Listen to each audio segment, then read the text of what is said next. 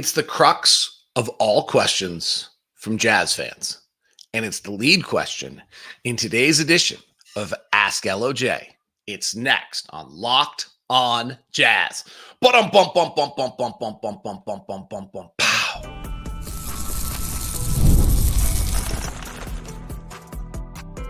You are Locked on Jazz, your daily podcast on the Utah Jazz. Part of the Locked on Podcast Network. Your team every day.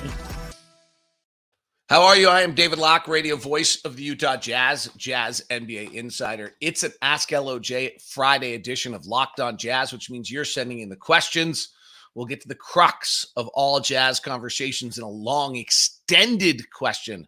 We'll want to know, is there a new definition of big game hunting? Who on the Jazz roster is most likely to be traded this season? Could the Jazz play draft and stash? And what's our greatest position of need? Individual center that might help the Jazz in free agency. Do you draft around Keontae George? An interesting question to close of how many of the next 10 NBA finals are Jokic, Luka, and Wemby. I am David Locke, radio voice of the Utah Jazz, Jazz NBA insider. This is Locked on Jazz. It's your daily podcast on the Utah Jazz, giving you insight, expertise, geeky numbers, and hopefully making it way better to be a Jazz fan each and every day.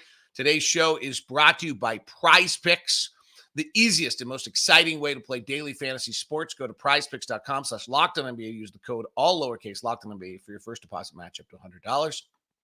We are free and available on all podcasting apps, so please subscribe.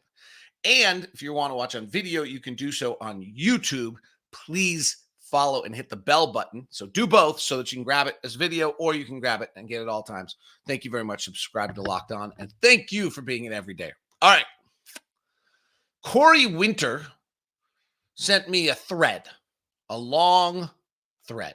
Usually for Ask LOJ, I don't grab those kind of things. But today, I really thought that this question, well written, summarized how each and every Jazz fan feels. So let me start. I'm a daily listener. Appreciate your passion and work. See, I think everyone should feel that. That's what. No, that's not. Just kidding. I understand your desire to see an improved product on the court in the short term and value proposition of expected value versus actual value, trading 1 versus 10 for Cam Johnson being an example. So earlier this week, I talked about Cam Johnson, and I was like, if that trade's available, I think you have to make it if you're the Jazz. However, he writes, as a lifelong Jazz fan, I've never experienced a season post Stockton Malone where I felt the Jazz had a legitimate chance to win the title. I personally would be happy with another couple of years in the bottom 5 in the league in order to maximize his team's chances for a title. It obviously requires luck, but drafting in the top 5 multiple years in a row is probably our best bet. And the the Jazz first-round picks are their most valuable assets outside of Lowry. Recent reports say Ryan Smith wants to start accelerating the rebuild. History would suggest cutting such corners leads to improved records in the short term, but lowers the ceiling in the long term. I'm in a minority of fans who would like to see Lowry move this offseason for a multitude of firsts in order to get more bites at the apple as possible. So restarting. Otherwise, it seems we add around Lowry with non-premium draft picks and or trades that net players in the 25 to 45-ish of best players in the league and top out in the 6 and 8 seed for perpetuity until the next rebuild, while another 2 or 3 years of being bad sounds rough. In the filth, it will be found. Would love to hear you speak on where Ainge, Zanuck, Smith stand on the philosophy, and if you would be willing to sacrifice 5 years for a 5% chance to win a title or 2 years for a 1% chance to win a title. So I thought that was very well thought out. Tip of the hat to Corey Winter. He's actually an assistant baseball coach at Valparaiso University when I read his Twitter to just kind of find out about him. So he clearly has an understanding of all of this. That's kind of the summary of where we feel, isn't it? And okay, do I have a definitive answer? My first answer is what I always thought we were doing. And we got too good. Like I thought originally that we were going to bottom out for 4 or 5 years and then get those picks. And then as we rose up, then hopefully Cleveland or Minnesota came down. And then as we're sitting at 45, 50 wins, we get this draft pick that pushes us up and lets us bounce. We just got too good. right? The first year with Mike Conley and some of the pieces we still had left, we just were too good. And then last year, Will Hardy did a masterful job coaching it, and guys had a pretty good year. And we got good there for a while. We solved that problem.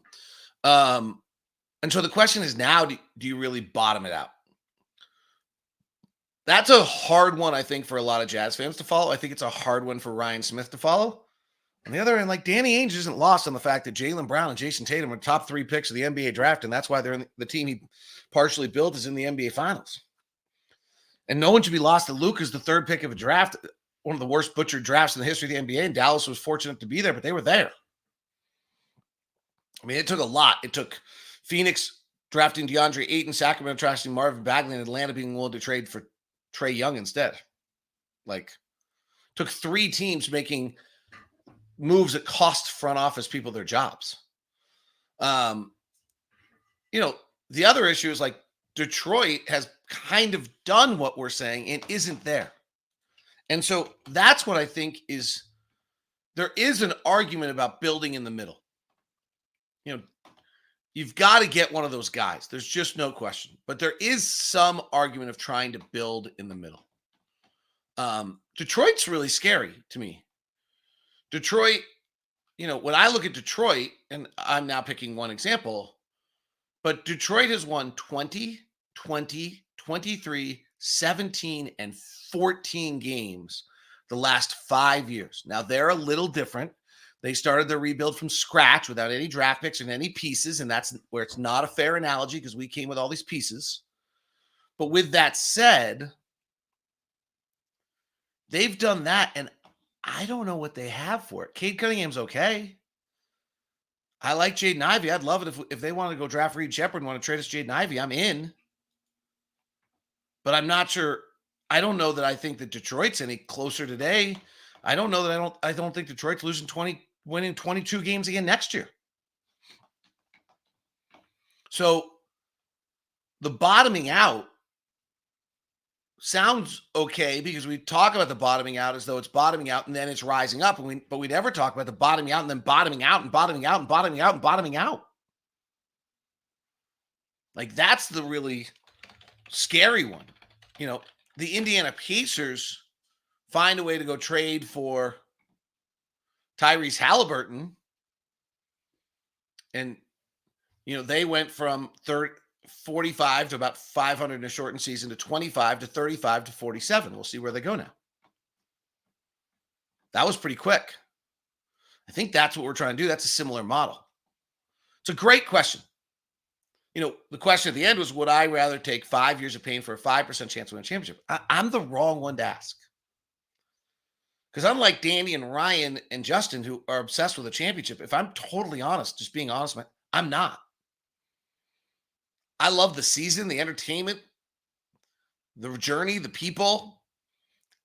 I'm a little bit of the believer, put yourself in the Final Four of the conference and see what happens. See if you get a good matchup and a sprained ankle and you're in the NBA Finals. It's kind of a cop-out approach on my end because I think trying to build a championship is just too hard. Now, on the other end, we've got 6 champions in 6 years at the end of this year, and it's seemingly getting more balanced. So, great question. Long, great question. Appreciate it. And wanted to start there. And then this gets to the same question. Should the Jazz tank next year for a draft class that expect to be more talented than this year? And if so, what does next year look like? And how does tanking affect the development of our young players? So this is interesting. The draft class just got better too. One of the top player of 2026 just reclassified for class of 2025. So there are now in the NBA draft world of 2025 about 5 NBA awesome prospects. Like, that's like, if you go to the 2025 draft class, you now have Cooper Flagg, who's the biggest name. You've got Ace Bailey. You've got Carlos Boozer's kid. You've got some big time players that are floating around that right now. So, and then there's different viewpoints, right? Like, some people don't have Boozer's kid as high, though I think he's right. I have to check and make sure I don't have him on the wrong year. It's not always the easiest way to find the mock drafts of 2025 right now. But it is, there's a kid at Rutgers who's really, really good. That's I think Ace Bailey. There's two kids at Duke, Cooper Flagg, and another kid. There's somebody out of Real Madrid who's supposed to be really good. Baylor's got a stud. Like, it's supposed to be a loaded top of the draft. And I believe there was a reclassification just this week that makes it even better. So, this draft class, I'm not going to lie.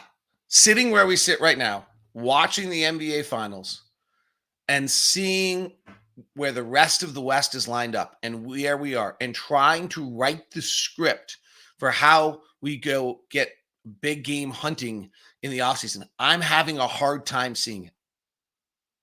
Now, we roll out our roster. We're not terrible. So then we almost have to do something to become terrible.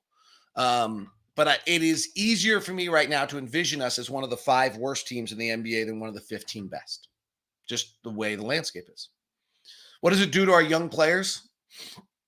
I mean, Houston clearly decided that was enough after a while. So that's the dance. Like, the trick is, how can you continue to ask your players to play the game correctly? Houston, under Steven Silas, were not able to do that. They were not able to ask their players to play the game correctly, and they really felt the development had gotten to an absurdly bad level. All right, is there a different definition of big game hunting? And what about a center for the Eastern Conference for the Utah Jazz? That's next as we continue on today's edition of Locked on Jazz. Friday edition of Locked on Jazz is brought to you by my good friends over at Murdoch Hyundai. I've been doing the Murdoch ads for a long time, so much so that someone, literally the other day, was mocking me by saying, something and sell Hyundais. Well, I've also just been buying Hyundais the entire time. That's the funniest part about this, is that I literally have been buying Hyundais the entire time. We've bought 3 of them. It's probably, the best sponsorship deal they've ever done, solely because I keep buying them. We've bought 2 Santa Fe's, love them both, have bought a Ioniq 5 and think it's just fabulous. So I've had great success. And when I think of Hyundai, what I'm talking about is really a lineup of elite cars with all the bells and whistles that you could imagine, plus an absolutely fabulous customer service over at Murdoch Hyundai. So stop by, visit Murdoch Hyundai at 4646 South State Street in Logan or in Linden. Or if you're going to stop by, email me first so that we can get you a VIP interaction that you deserve by being a Locked On Everyday. So if you're looking for a car, you're in the market, head over to Murdoch Hyundai now and stop by. Today's show is also brought to you by Intercap Lending. This has been a great Utah growth business story. Intercap Lending started first advertising this, I think, in 2018. And they now have 15. At that time, they had 2 branches. Then they have 15. Now they've grown even more. Why? Because they get deals done. And our own personal loan officer is a guy by the name of Steve Carter, who has just absolutely amazing customer service. They're hyper responsive. They embrace change, and they give you a super borrower experience. The service on your loan, long-term relationships, and better for customers, veteran, really, they do a fabulous job. No overlays, no additional requirements, direct lender. They take care of you. So Steve Carter is the best there is. You've heard all the reviews over the weeks of listening if you're an everydayer, and he'll take care of you. If you're looking for a loan right now, go to Intercap Lending. I'll email Steve. We'll get it set up for you right away. Intercap Lending, NMLS number 190465. You can call Steve directly at 385-800-8528 or email me at dlock09@gmail.com, and we'll give you the Locked On Jazz everydayer VIP experience with Steve Carter. Let's continue on our Ask LOJ edition of Locked on Jazz. Is there a different definition of big game hunting? Reminder, if you've not made the switch already, to do so to the first ever 24/7 national sports channel. It's Locked on Sports Today. It's available on Amazon Fire TV and on YouTube. Big day today. You'll get Celtic and Maverick reaction. Both Nick and John are in the building in Boston covering the game, plus all the UConn Lakers stuff, plus all the other NHL getting ready for it. It's all at Locked On Sports Today. No one can cover it like the local experts of Locked On. This is an interesting question. Could big game hunting also mean going after top 5 pick next year? The Jazz are presently constituted will be one of the 5 or 6 worst teams, giving a chance for Cooper Flag or other potential. Yep, I think so. Because if you actually go back to the press conference where Danny Ainge says we're going big game hunting, the next thing Danny Ainge says is, yeah, unless we get to July and we're not able to do it, and then we may have to pivot. Like he says that in the presser. No one heard it. I think because most fans want to hear about big game hunting. But the next comment that Danny made in that presser was exactly that.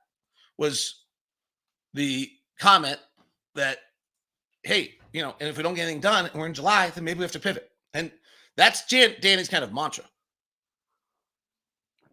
Danny is not, his kind of viewpoint is the plan is no plan. The plan is a flexibility to be able to pivot, adapt, react, be there, pounce when needed, and be available. I do think the underlying question is the first question that got asked today is like, well, how much pressure is Ryan Smith putting on Danny Ainge to go big game hunting now rather than big game hunting there? But Danny, Danny knows. Danny's had Kevin, this is a little bit kind of, I remember when in the end of the first season, there was a question for the media that was kind of really praising Walker Kessler. And Danny kind of had this look on his face of like I've had Kevin Garnett. I've had Paul Pierce. I played with Larry Bird. I played with Kevin McHale. I drafted Jason Tatum and Jaylen Brown. Walker's fine. And he is. He's going to be a good player. It's going to be fine.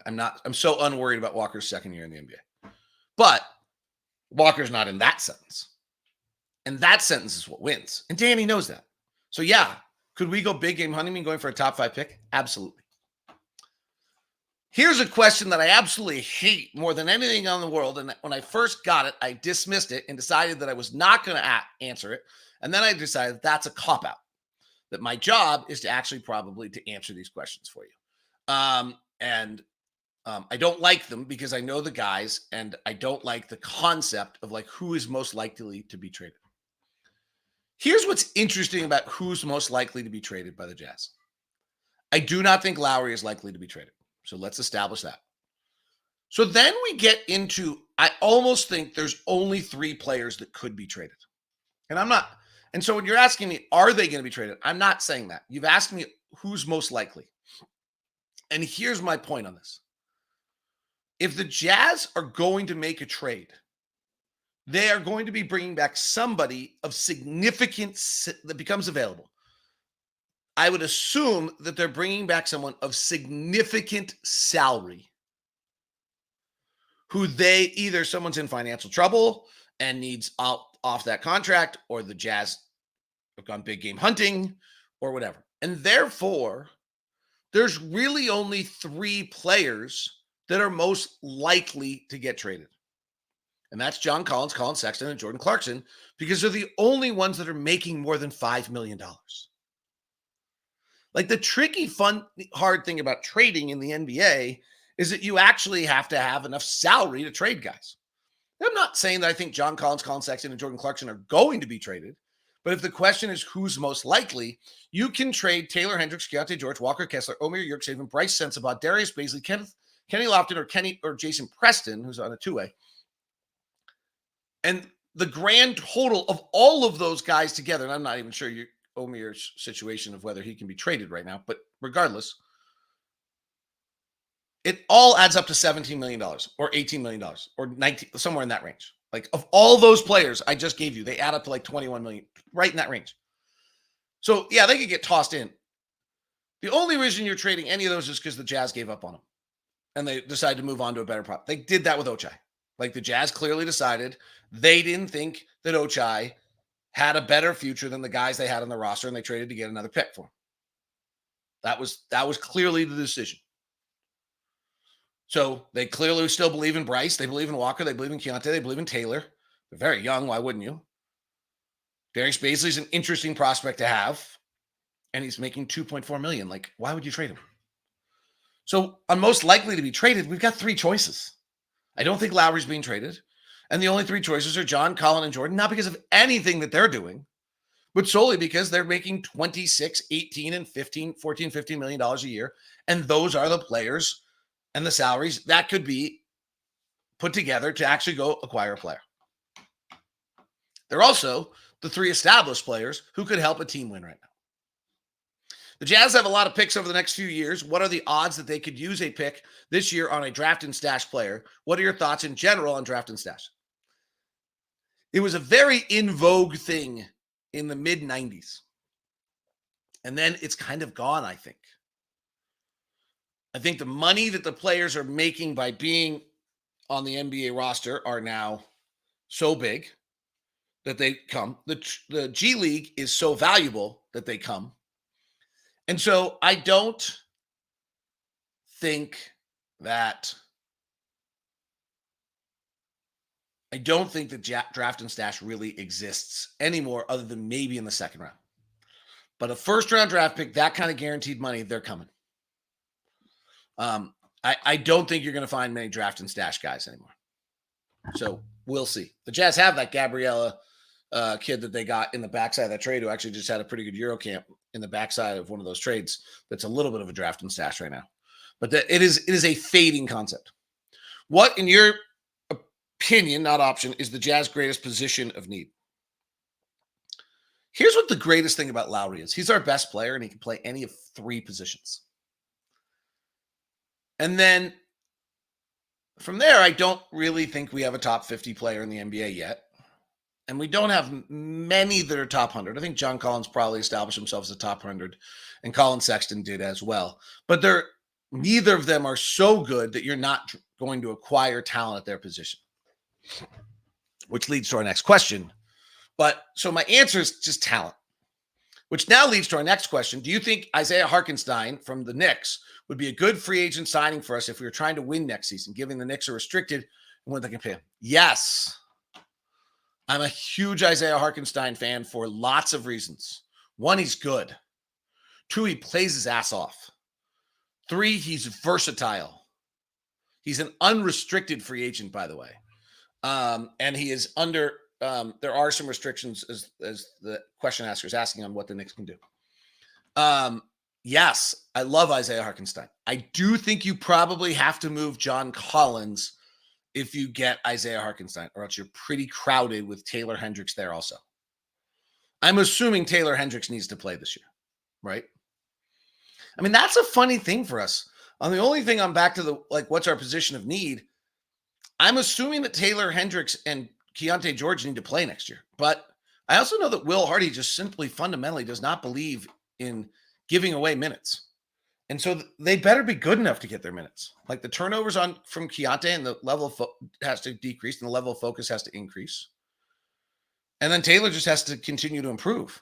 But if you suddenly have Walker Kessler, John Collins, Isaiah Hartenstein all on your roster, and Taylor Hendricks, those are your 4 bigs. And Collins and is playing, he probably can play with Isaiah Hartenstein a little bit better than he can Walker Kessler, but not much. So I am a fan of Isaiah Hartenstein. I just love how hard he plays. I love his size. He's a legit 7 feet, 250. He's really big. He was really good for the Knicks this year. He was a plus minus darling. And I think he's a 25-minute a night solid player. Like I think if he and Walker were your 2 starters, that's great. Now two bigs, that's great. But now neither of them can shoot the 3. But you know what? Nor can Derek Lively and Daniel Gafford. I'm not sure you have to be 5 out. I think Will Hardy would like to be 5 out some of the time, but you don't have to be 5 out. I think that's a little bit of a misnomer. But I think Will would like the ability to go 5 out if he could. All right. Where does Brice Sensabaugh go in this year's draft? Players that can't dribble or can't shoot. And when does someone get the age where they can shoot? A great question. It's all coming up as we continue on today's edition of Locked On Jazz. Today's show is brought to you by Prize Picks. PrizePicks.com/LockedOnNBA for your first deposit match up to $100. Prize Picks is the #1 daily fantasy app with more than 5 million members out there. It's most fun and exciting way to get in on the action and watch your favorite sports and players.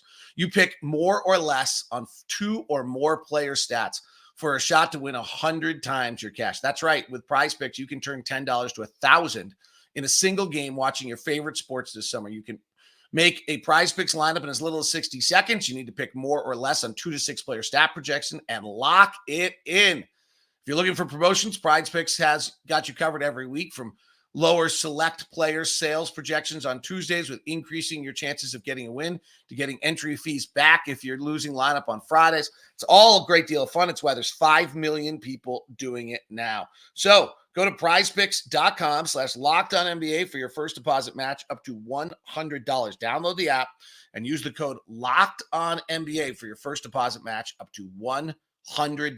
prizepicks.com/LockedOnNBA.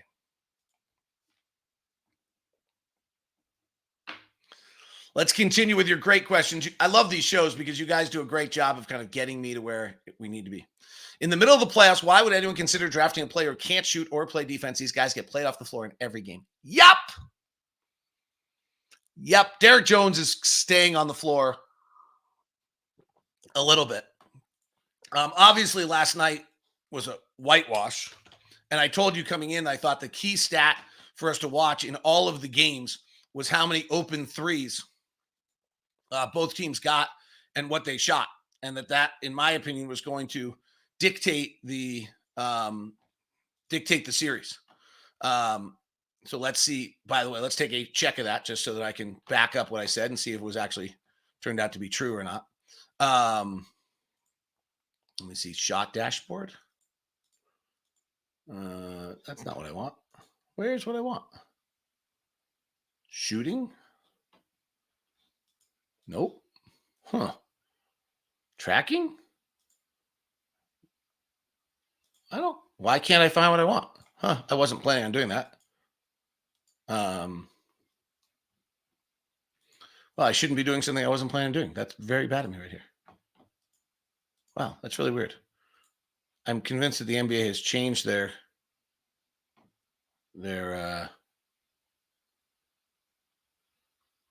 numbers, right? I'm flustered. Can you tell? All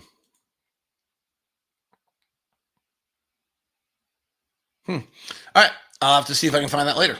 And I'll tweet it out or something of the sort. I was obviously, a whitewash last night. The real reason right now is because the mix and match in this draft is that the guys who can probably draft and shoot are too small. Like, there's just a butt statement on everyone in this draft. I got a great question that I didn't cut and paste about the flat draft. So that's the phrase everyone's using about this draft, right? Rightfully so, that it's a flat draft. And the question is, do we have any track record of other flat drafts? I didn't have as much time as I wanted to dig into this concept. So we'll look at it coming up next week. I think it's a brilliant concept. Like, what can be learned about this? I mean, we've gone through, I went through the draft history, right, recently, and literally went through every single draft in NBA in the last 15 years of the NBA and graded the drafts out and gave everyone every draft grades. We can actually look at that and try to figure out what that means in regards to who has what, what pick where and things like that. So I'll try to dig that out and see if I can find that, and then look and see, like, is there actually a flat draft? My guess, by the way, is going to be that actually the flat draft does not exist.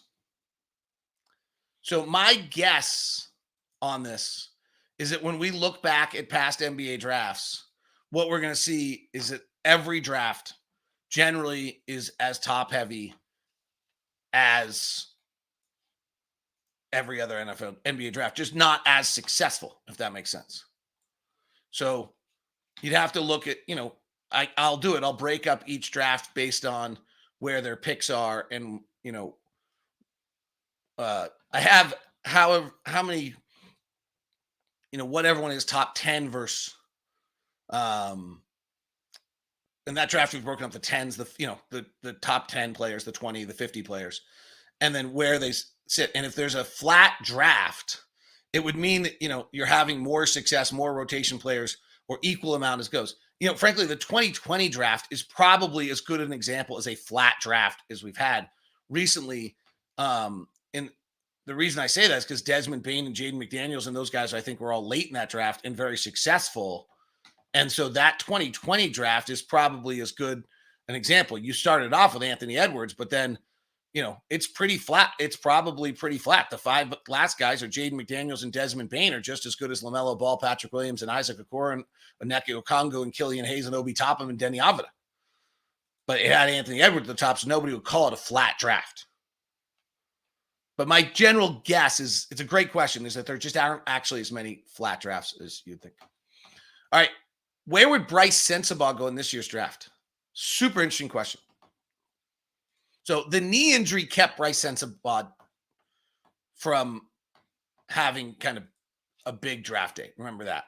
But Sensabaugh's draft numbers a year ago are 63rd percentile in transition, 70th percentile in isolation, 45th percentile in isolation scoring. So average athlete, and his rim percentage was 48%. His pick and roll was at the 38th percentile, which is not great. He showed some signs of it last year. But his shooting was 74th percentile in spot up, 95th percentile in catch and shoot, and 87th percentile in unguarded catch and shoot, 82nd percentile on dribble off the bounce. Now, ironically enough, the one thing he didn't do very well is he didn't shoot, so I think he'll be fine. But a 6'6", 235-pound, knee struggling guy does probably in this draft is tend to, he's in the McCain, Carter realm, I would say. But that knee injury could really scare you off, right? That's a real question. So I think he's probably, Brice comes out in this draft, I think he's probably 15 to 20, 10 to 15. And that's kind of what everyone's saying about this draft, is that everybody is there. This was the big question of yesterday's show with the ACL injuries. Is it worth to pick Topic if he's available? I think it is worth it. You have to figure out whether you think he's going to shoot. Is DeAndre Ayton the worst contract in basketball? Can we just all take a second and remember that Igor Kokoshkov, who is the head coach of the Slovenian national team, when at 18 years old, this young kid named Luka Doncic carried Slovenia to the Euro Cup championship and showed that he was going to be one of the greatest offensive players in the history of the game. And then he got his break as the first European since Dave Blatt to be a head coach in the NBA. And the owner told him they were not taking Luka Doncic. And instead they were taking DeAndre Ayton. Can you imagine what that moment must have been like for Igor Kokoshkov? My goodness. Of the next 10 finals, how many will be represented by Jokic, Luka, and Wemby? What about Anthony Edwards and Shai Gilgeous-Alexander and Zion Williamson? Don't you think Shai's getting there? Chet Holmgren gets a little better. Jalen, that feels like that's still got a chance. Right? What about Ant? Are we just closing the door on the Kawhi Leonard, Paul George, Steph Curry? Yeah, probably.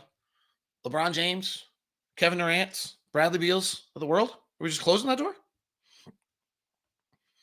My guess is the West is represented in the finals. If I had to make a guess, I will take 7 of the next 10 are represented by Jokic, Luka, and Wemby. That would be my guess. That Ant in Minnesota, Shai gets in there, and you never know what the Lakers do. And the wild card on this is Ja Morant. Does he ever come back at a level? Anyone else? Am I forgetting anyone else? Donovan Mitchell leading the LA Clippers? Who knows? It's always been my theory. Have a great one. That is Locked On Jazz. Have a wonderful weekend. Enjoy the great weather. Wear your sunscreen, baby. Thanks so much for staying with us to the very end of the show. I greatly appreciate you for being an everydayer and carrying us to the end. This is Locked On Jazz. It's your daily podcast on the Utah Jazz. We now send you on YouTube to the first ever 24/7 national streaming channel, Locked On Sports Today. And if you're on audio, check it out on YouTube or on Amazon Fire, Locked On Sports Today. Thanks so much. Appreciate you.